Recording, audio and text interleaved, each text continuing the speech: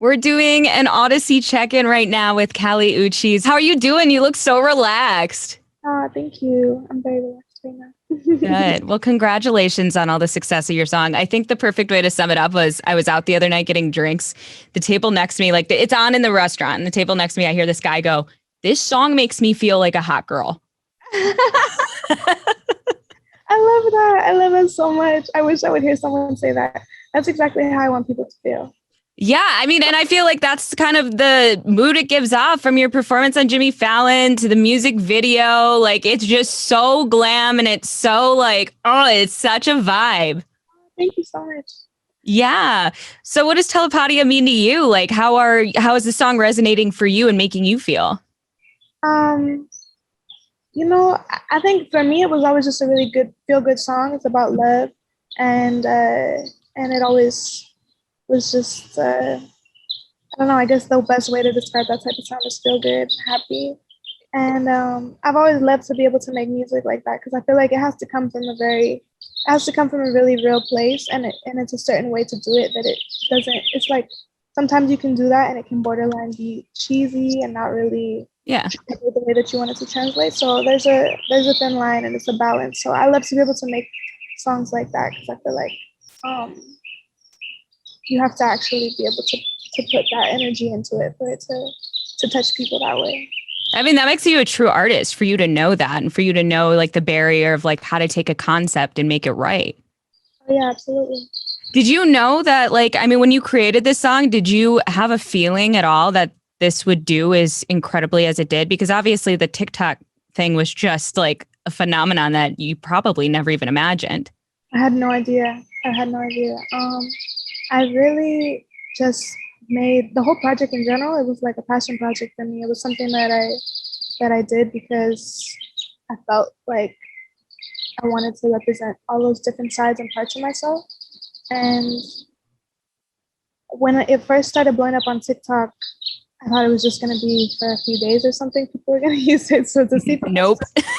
still be the most listened to Latin song globally for this long, for this many days, I'm super proud of it. And I'm really happy for all of the doors that it's opening for other Latino women because it's no feature and even for smaller artists because I've never had a song that got this type of this level of support. So it's amazing and it's beautiful. Yeah, that legit just gave me chills, like hearing you say that it's doing things for other artists. Like, I mean, that's an impactful moment. Yes, that's what I'm most proud of. Really, it's just to be able to know that there's so many countries that don't listen to music in Spanish because they can't understand it, music in other languages at all because they can't understand it, and this song potentially could be making them want to get into other artists and want to, you know, that's so special to me. Yeah, well, your latest album is exclusively in Spanish, which is something you've done for the first time, right? Made a whole Spanish album. Yes, I've always done Spanish songs and had Spanish songs on my projects since the beginning of my career, but this is my second studio album. And so I felt like since it's my second studio album, it makes sense. I'm bilingual. And I'm a firm believer that we should all utilize what God has given us, and it's disrespectful to God to not use the talents and the gifts that we were given. And so I believe that God made me bilingual for a reason. And Yeah. God gave me that experience and that duality for a reason. So I felt it would be doing a disservice to myself as an artist to not make a full album in Spanish. This is my second one. Yeah. Did you know from the beginning that that's what you want to do? Because you sound very sure of it. It doesn't sound like you had like any back and forth of like, I don't know if this is the move, you know? At all, because like I said, I wasn't expecting success out of it. I wasn't expecting it to be something that people. It was just more for myself, for my people, and I don't know, just something that God was telling me to do. And I think that's another thing that's special is being able to, and that's why I'm so vocal about it, being able to affirm ourselves that our intuition is king, and our intuition and our messages from God, they only come to us. They don't come to other people. So there was a lot of people who tried to discourage me and told me, this is gonna be like moving backwards in your career, and you're on your own if you do this shit in Spanish. And I heard all types of things like that. but it never once made me question whether or not I was going to put it out, because I figured even if it wasn't successful, it was just what I wanted to do, and that's what I tried to base my whole life around. Life is short, so just do what you want to do. Well, I think that's what's been so incredible about music in the past year is like, you know, obviously it's very difficult to like trust and know that what you're going to do is going to work in a pandemic. But it seems like everybody who's just like been like, F it, went with what they wanted and put themselves into it and just like didn't care what it did is what did the best.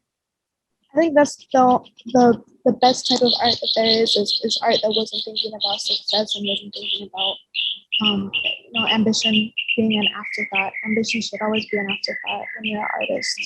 Yeah. Well, you're an incredible singer, a writer, and an artist. But above anything, I think, you know, you're a creative. What made you decide to land on music? Because I feel like you're creative in so many different outlets. Yeah. You know what? When I started, I actually I never felt a need to release music to the public. It was something that I always loved to do. I always loved making music. I always loved instruments and writing poems and writing songs. But I never thought to actually, that was when I first started engineering myself and producing and putting something out. It was because I wanted to include it with some art films that I was making and kind of make like a little soundtrack to art films, basically. And when I saw that it was actually affecting people in a way that people were reaching out saying you could stop them from killing themselves, or they felt that they could identify with it so closely, it was the soundtrack to their life. And I was just shocked at how much power it had when it was so effortless. And I really just made it like I said, it was just something that just came out of me so naturally within the course of a few days. It wasn't like I tried to make a project or anything like that. It really wasn't. I didn't even know how to sing. So for me, that really inspired me, and that made me want to fully put my energy into making a real project. And that was when I made Por Vida, my first EP. But even then, I didn't think like, oh, I want to go be the next big whatever, or be the singer. It was more so I was like, well, this is amazing that I'm able to touch people in this way and inspire people in this way. I'll keep sharing. I'll put more of my energy into maybe trying to become a better singer, however I can, and learning to challenge myself when it comes to my range and my singing styles and my ability. But if anything, this will be a foot in the door to do more creative things with my life, and maybe someone will hire me to do music videos for them. Maybe someone will hire me. Maybe I'll get to make a movie someday, or do a fashion line, or creative direct other art films and fashion films. And that's something that I really loved, was just being able to combine the audiovisual arts. So yeah, I mostly looked at it as getting my foot in the door of all that is creative, and it just happened with me. It just happened to me. It took over my life, and music has always been such a big part of my life anyway. But learning to be someone who's also a performer and a learning all the ins and outs of the whole music industry and everything is something that kind of just happened to me and happens in my life. And yeah, so we're here now.